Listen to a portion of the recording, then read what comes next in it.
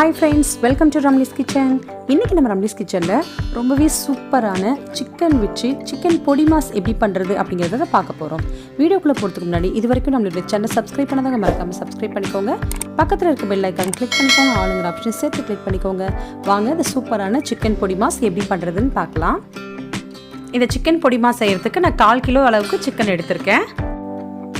எலும்போடையும் நீங்க எடுத்துக்கலாம் இல்ல போன்லெஸ்ஸும் எடுத்துக்கலாம். சிக்கன் ஒரு குக்கரில் வச்சுக்கோங்க. அதில் 1/4 டீஸ்பூன் மஞ்சள் தூள், 1 ஸ்பூன் மிளகாய் தூள், 1/2 ஸ்பூன் உப்பு, 1/2 டீஸ்பூன் அளவுக்கு இஞ்சி பூண்டு பேஸ்ட், 1/2 டம்ளர் தண்ணி ஊற்றி இதெல்லாம் மிக்ஸ் பண்ணி 4லேருந்து 5 விசில் விட்டு எடுத்துக்கோங்க. சிக்கன் நல்லா வெந்து வந்துருச்சு. இது ஒரு 5 நிமிஷம் ஆற வச்சிடலாம். இந்த தண்ணியை தனியாக எடுத்து வச்சுக்கலாம். ஆறின சிக்கனை நம்ம தனித்தனியாக பிரித்து எடுக்க போகிறோம். எலும்பெல்லாம் தனியாக எடுத்துட்டு சிக்கனில் இது மாதிரி சின்ன சின்னதாக பிச்சு போட்டுக்கலாம்.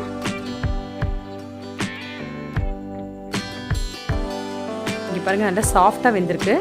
இந்த அளவுக்கு சிக்கன் எல்லாம் பிரித்து எடுத்துக்கலாம். ஸ்டவ்வில் ஒரு பேன் வச்சுக்கோங்க. நல்லெண்ணெய் சேர்த்துக்கோங்க. எண்ணெய் நல்லா காஞ்சதுக்கப்புறம் பட்டை, கிராம்பு, ஏலக்காய், சோம்பு சேர்த்து நல்லா வறுத்துக்கலாம். பொடியாக நறுக்கின பெரிய வெங்காயம் 1 எடுத்திருக்கேன்.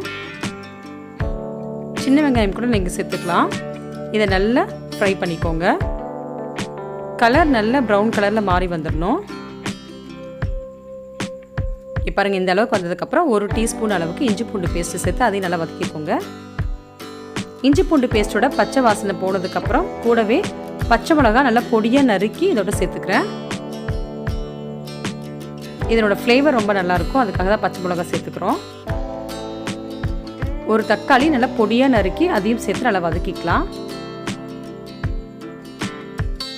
இதோட 1 ஸ்பூன் உப்பு, 1/4 டீஸ்பூன் அளவுக்கு மஞ்சள், 1 ஸ்பூன் மிளகாய் தூள், 1/2 டீஸ்பூன் அளவுக்கு கரம் மசாலா சேர்த்து நல்லா வதக்கிக்கோங்க. நம்ம வேக வச்சு எடுத்து வச்சிருக்கோம் தண்ணியும் இதோட சேர்த்துக்கலாம். இந்த தண்ணியோடு சேர்ந்து இந்த தக்காளி வெங்காயம் எல்லாம் நல்லா வதங்கும். இங்கே பாருங்கள், இந்த அளவுக்கு நல்லா கிரேவியாக வந்துருச்சு. இதோட கொஞ்சமாக கருவேப்பிலை சேர்த்து அதையும் நல்லா வதக்கிக்கலாம். ஏற்கனவே தனித்தனியாக பிச்சு வச்சுருக்க சிக்கனையும் இதோடு சேர்த்துக்கோங்க.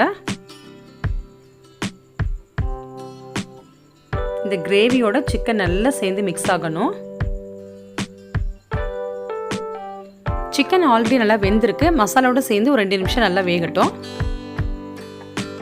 காரம் உங்களுக்கு எவ்வளோ தேவையோ அந்த அளவுக்கு சேர்த்துக்கோங்க. ஏன்னா நம்ம சிக்கன் வேக வைக்கும் போது சேர்த்துருக்கோம், வெங்காயம் தக்காளியோடய சேர்த்துருக்கோம், அது இல்லாமல் பச்சை மிளகாவும் சேர்த்துருக்கோம். ஸோ நீங்கள் பார்த்து சேர்த்துக்கோங்க. உங்களுக்கு இந்த ஸ்டேஜில் வேணால் நீங்கள் இப்படியே கூட எடுத்துக்கலாம். இதோட முட்டை நான் சேர்த்து பண்ண போகிறேன். உங்களுக்கு தேவையில்லைன்னா அதை நீங்கள் ஸ்கிப் பண்ணிக்கோங்க. நடுவில் கொஞ்சமாக நல்லெண்ணெய் ஊற்றிக்கோங்க. 2 முட்டை அளவுக்கு நான் உடச்சி வச்சுருக்கேன். இதோட சேர்த்து முட்டை நல்லா உடச்சி விட்டு கிளறி விட்டுக்கலாம். இந்த முட்டை நல்லா பொரியல் மாதிரி வந்துடணும். இந்த அளவுக்கு முட்டை நல்லா வெந்ததுக்கப்புறம் எல்லாத்தோடையும் சேர்த்து நல்லா மிக்ஸ் பண்ணிக்கோங்க.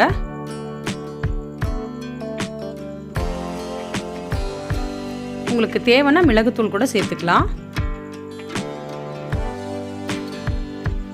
முட்டை பாருங்க நல்லா வெந்துருச்சு. சிக்கனோடு சேர்த்து நல்லா கிளறி விடும்போது நல்லா உதிரி உதிரியாக வரும். சிக்கனும் முட்டையும் சேர்த்து நல்லா வெந்து வந்துருச்சு பாருங்கள், நல்லா உதிரி உதிரியாக வந்துருச்சு.